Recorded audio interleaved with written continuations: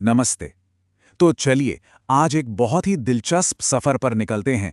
हम समय में हजारों लाखों साल पीछे जाएंगे, भारतीय उपमहाद्वीप के उस अतीत में जहां पहले शहर बसे और पहली कविताएं गढ़ी गईं। कभी सोचा है हजारों साल पहले भारत में जिंदगी कैसी रही होगी? ये एक ऐसा सवाल है जो हमें एक बहुत ही रहस्यमयी दुनिया में ले जाता है, एक ऐसी दुनिया जिसे हम सिर्फ पुरातत्व के छोड़े हुए सुरागों से ही समझ सकते हैं। तो इस रहस्य की परतें खुलती कैसे हैं? जवाब मिलता है इन जैसे पुरातात्विक सबूतों में। ये सिर्फ पत्थर के टुकड़े नहीं हैं, ये उस जमाने के इंसानों की सोच, उनकी टेक्नोलॉजी और उनकी रोजमर्रा की जिंदगी की कहानी बयान करते हैं। यही हमारे सबसे पहले और सबसे जरूरी सुराग हैं। आज हमारे इस सफर के ये 5 मुख्य पड़ाव होंगे। हम भारत के प्रागैतिहासिक युग से शुरू करेंगे, फिर पाषाण काल की टेक्नोलॉजी को देखेंगे, सिंधु घाटी की कमाल की सभ्यता में झांकेंगे, हड़प्पा की जिंदगी के रहस्य खोलेंगे और आखिर में समझेंगे कि वैदिक युग का उदय कैसे हुआ। तो पहला पड़ाव है भारत का प्रागैतिहासिक युग। ये इतिहास का वो विशाल चैप्टर है जिसके बारे में कोई किताब नहीं लिखी गई, कोई ग्रंथ नहीं मिलता।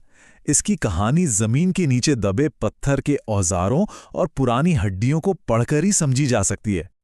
अब ये जो दौर था, ये कोई छोटा मोटा नहीं बल्कि बहुत बहुत लंबा था।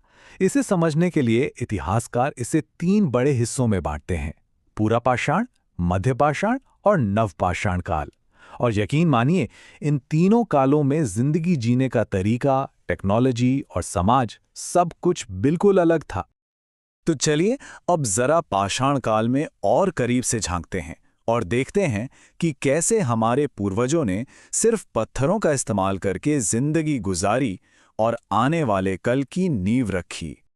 यहाँ हमें जमीन आसमान का फर्क दिखाई देता है। एक तरफ है पुरापाषाण काल का शिकारी संग्राहक जीवन, जहाँ इंसान पूरी तरह से प्रकृति पर निर्भर था, और दूसरी तरफ है नवपाषाण काल, जहाँ एक क्रांति हुई। इंसानों ने सिर्फ खाना ढूंढना नहीं बल्कि उसे उगाना सीख लिया। मतलब ये प्रकृति पर निर्भर रहने से उसे कंट्रोल करने की तरफ पहला बड़ा कदम था। और ये जो बदलाव था वो उनके औजारों में साफ साफ दिखता है। बाईं तरफ देखिए पूरा पाषाण काल के मोटे बेडोल औजार, काम चलाने भर के। और अब दाईं तरफ देखिए कितने छोटे, कितने धारदार और कितने परिष्कृत हैं ये सिर्फ बेहतर टेक्नोलॉजी नहीं थी, ये इंसानी दिमाग के विकास का ठोस सबूत था।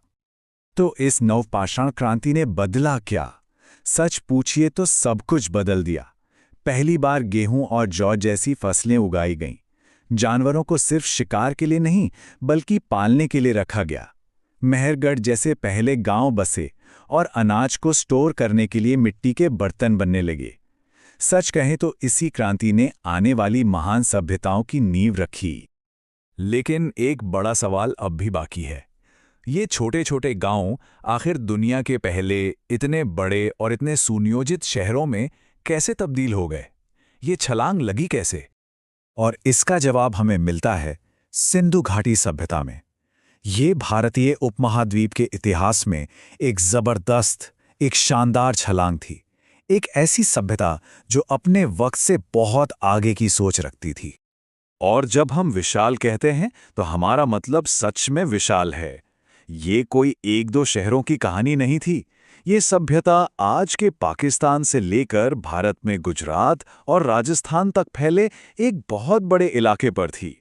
सोचिए, जब 1920 के दशक में इसकी खोज हुई होगी तो इसने प्राचीन इतिहास के बारे में हमारी सारी समझ को ही बदल कर रख दिया होगा। तो अब एक जासूस की तरह चलिए उन सुरागों को एक एक करके जोड़ते हैं जो हमें खुदाई से मिले हैं। देखते हैं कि हड़प्पा की वो खोई हुई दुनिया आखिर दिखती कैसी थी। जो चीज़ सबसे ज़्यादा हैरान करती है वो है इनकी टाउन प्लानिंग।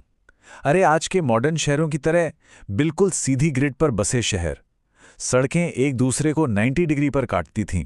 और कमाल की बात तो ये है कि हर घर एक बहुत ही एडवांस्ड ड्रेनेज सिस्टम से जुड़ा था। ये कोई तुक्का नहीं हो सकता। इसके पीछे जरूर कोई बहुत मजबूत सेंट्रल अथॉरिटी रही होगी। और सिर्फ शहर ही नहीं, उनकी कला को भी देखिए। ये जो मिट्टी के बर्तन हैं, ये सिर्फ रोज़मर्रा के इस्तेमाल की चीज़ें नहीं हैं। इन पर जो डिज़ाइन है, जो बारीकी है, वो बताती है कि हड़प्पा के लोग सुंदरता को कितना महत्व देते थे। और अब सबसे बड़ा रहस्य, हड़प्पा की मोहरें। इन पर जानवरों की शानदार तस्वीरें हैं और साथ में है एक लिपि, एक ऐसी लिखावट जिसे आज तक कोई, जी हाँ, कोई भी पढ़ नहीं पाया है। कुछ मोहरों पर एक योगी जैसी आकृति भी है, जानवरों से घिरी हुई, जिसे पशुपति कहा जाता है। कुछ लोग इसे भगवान शिव का शुरुआती रूप भी मानते हैं। ये मोहरें हमें उनके विश्वास और शायद उनके व्यापार के बारे में कुछ कुछ बताती हैं, पर असली कहानी तो इस लिपि के खुलने के बाद ही पता चलेगी। फिर लगभग 1900 ईसा पूर्व के आसपास कुछ हुआ। सिंधु घाटी के ये शानदार शहर धीरे धीरे खाली होने लगे। क्यों? ये आज भी एक बड़ी बहस का मुद्दा है, लेकिन एक बात तय है, उनके जाने के बाद भारतीय उपमहाद्वीप में एक नए दौर की शुरुआत हुई। एक ऐसा दौर जिसने यहाँ के समाज और सोच को हमेशा के लिए बदल दिया, और वो था वैदिक युग। वैदिक काल को भी हम दो हिस्सों में समझ सकते हैं। पहला पूर्व वैदिक काल, जिसे ऋग्वैदिक काल भी कहते हैं, और दूसरा है उत्तर वैदिक काल। और जैसा कि हम देखेंगे, इन दोनों के बीच समाज में बहुत बड़े बदलाव आए। तो बदलाव क्या आया? बहुत बड़ा। पूर्व वैदिक समाज जो कबीलों में रहता था, पशु पालता था, वो उत्तर वैदिक काल तक आते आते खेती करने वाला समाज बन गया, जो गांव में बस चुका था। राजनीति भी बदली। छोटे छोटे जन यानी कबीले अब जनपद यानी राज्यों में बदलने लगे, और इसी समय वर्ण व्यवस्था भी पहले से कहीं ज्यादा कठोर हो गई। और इस युग की सबसे बड़ी और सबसे स्थायी देन क्या थी? वो थे वेद। ये सिर्फ पूजा पाठ के ग्रंथ नहीं है, ये भजनों, प्रार्थनाओं और जिंदगी के बड़े सवालों पर गहरे दार्शनिक विचारों का खजाना है। इन्हीं वेदों ने हिंदू धर्म की नींव रखी, जिसका असर आज भी महसूस किया जा सकता है। तो पहले पत्थर के औजार से शुरू हुआ ये सफर हमें पहले दार्शनिक ग्रंथों तक ले आया। ये जो हजारों साल पुरानी नींव है, ये हमें आज की दुनिया के बारे में, आज के भारत के बारे में क्या सिखा सकती है?